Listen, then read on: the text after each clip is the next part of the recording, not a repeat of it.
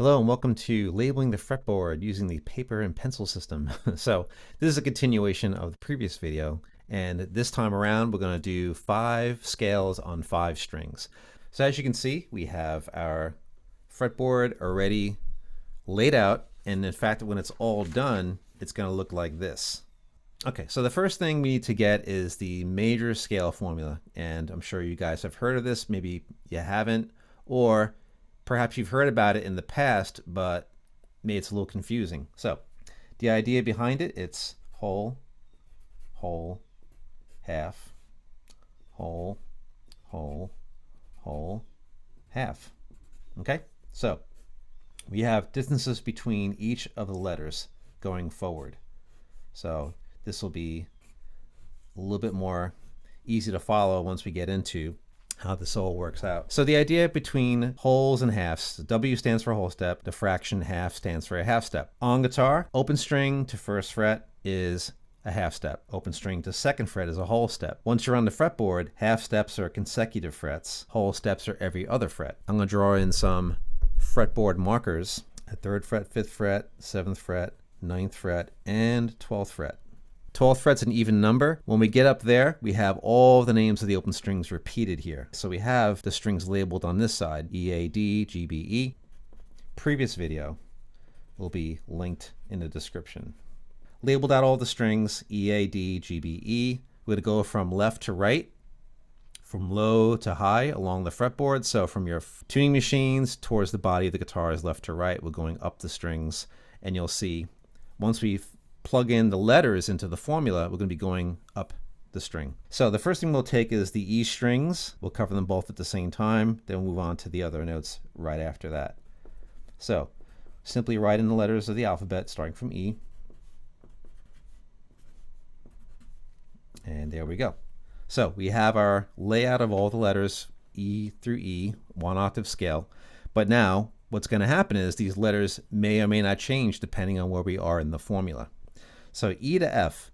E to F is not naturally a half step, so we don't want that. So the distance between E to F is only a half step in music. So that would be from open string to first fret. We don't want that. We want a whole step. So we change natural to sharp. That raises the note up a half step. Okay, so we're all set with that. And we just put it onto our fretboard, just like this. So E to F sharp is the half step. Then we go off to the next 2 notes, F sharp to G. It's only a half step. We need to change the next note up. We don't want to affect the F. It's already changed because of the distance between these 2 notes. So we do the note after. So F sharp to G sharp, that's a whole step. And on guitar, that's every other fret. Okay, once you're on the fretboard, G sharp to A is a half step. So there we go. We have our half step. If you play piano, if you're exposed to piano, G sharp to A would be the black key moving to the white key.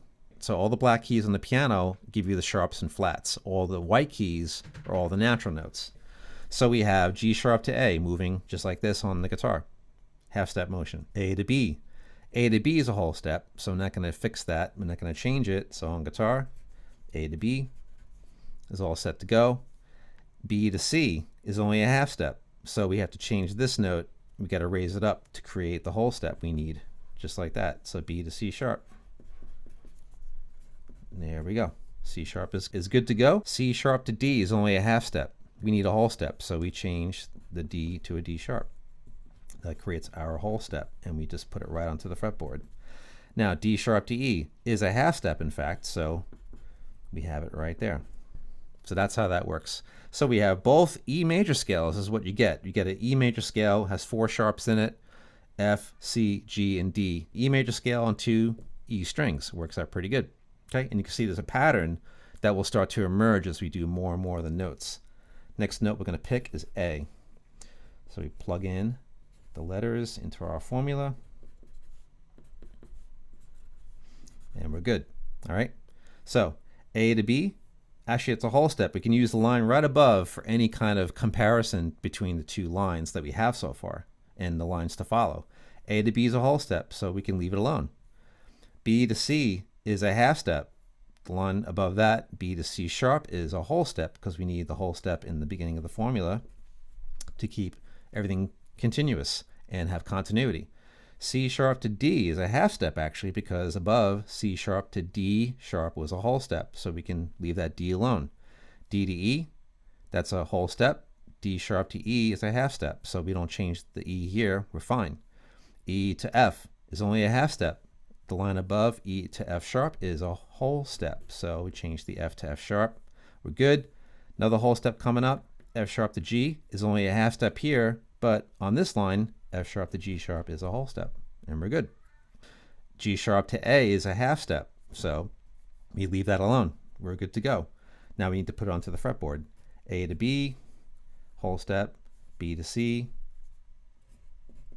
sharp, excuse me, B to C sharp is a whole step.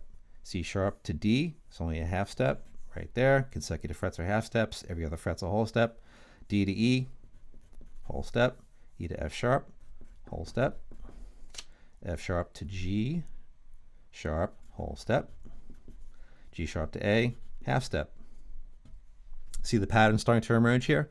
We're going to get into a little bit more of that the more letters we encounter. All right, D is our next note. So let's plug in our letters. D, E, F, G, A, B, C, D. Notice I've only started with just the regular letters from the alphabet. Nothing changed. They're all just straight on natural notes, actually. The formula creates all of the sharps in this case. D to E, we have a whole step for that. Previous line, D sharp to E was a half step. Line below that, D to E was a whole step. So we have that fits our formula. E to F is only a half step, but we need a whole step. Very first line, E to F sharp gives us the whole step. F sharp to G gives us a half step because we have a whole step from F sharp to G sharp here. If we take the G and bring it natural, that creates a naturally occurring half step here. G to A, whole step. So that is okay. G sharp to A was a half step, so we don't change anything. A to B, whole step, just like it was here and it was over here. We don't have to change that. That's good. B to C, that's only a half step. B to C sharp, that's a whole step. And there we go. C sharp to D is a half step because C sharp to D sharp is a whole step in the first line. C sharp to D is a half step in this line. So we want that half step at the end. We're good to go. So we put it onto our fretboard. D to E, whole step, open string to second fret. E to F sharp, second fret to fourth fret. F sharp G, half step. We're good. G to A is a whole step. A to B is a whole step. B to C sharp is a whole step. And C sharp to D, half step. Right there. Two more strings to go. We got G. Pop in our letters. We're not doing anything with those yet. Just write them on in. And G. There we go. So G to A. Do we have G to A in another line? Because we want a whole step, right? We have G sharp to A, which is a half step. That's not going to work. G sharp to A is a half step. That's not going to work. G to A. Look at that. We got a whole step right there. So we're good to go with that. A to B. A to B is a whole step. A to B is a whole step. We're good with that. Don't have to change anything. C to D. Anywhere else? C sharp to D, half step. C sharp, D sharp, whole step. C to D is going to be our whole step. We're not going to change anything. D to E. D to E is a whole step. We're cool there. E to F is only a half step.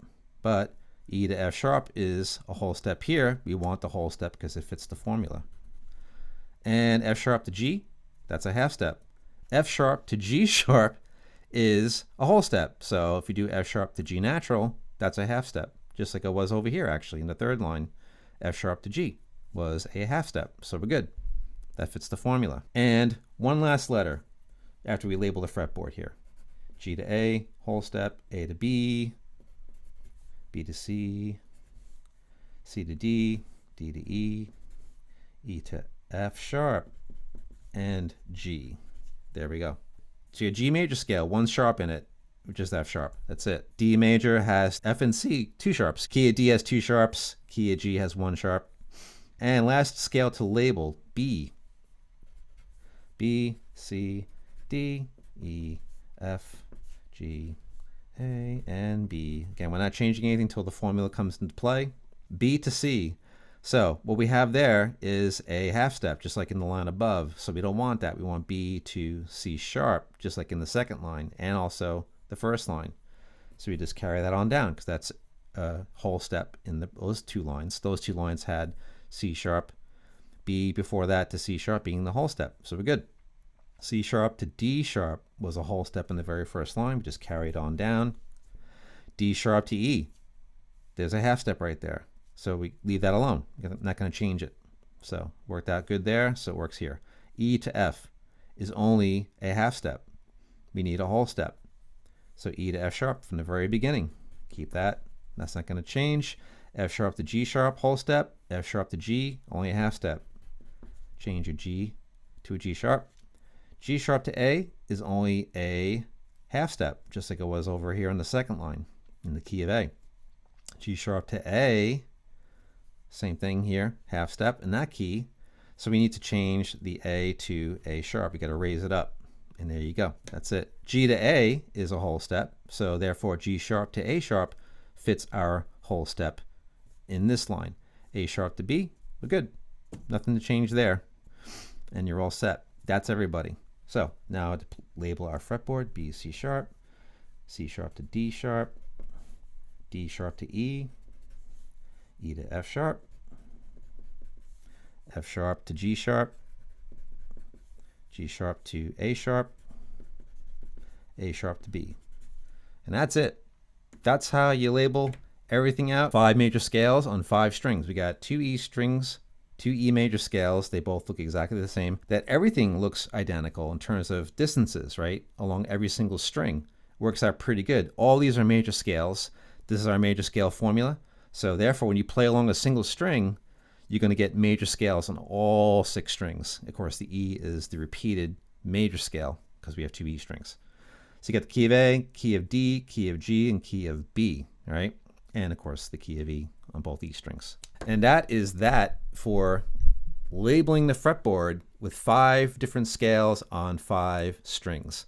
So hopefully you enjoyed this video, and hopefully it gives you some clarity actually on how to create major scales just playing on a single string.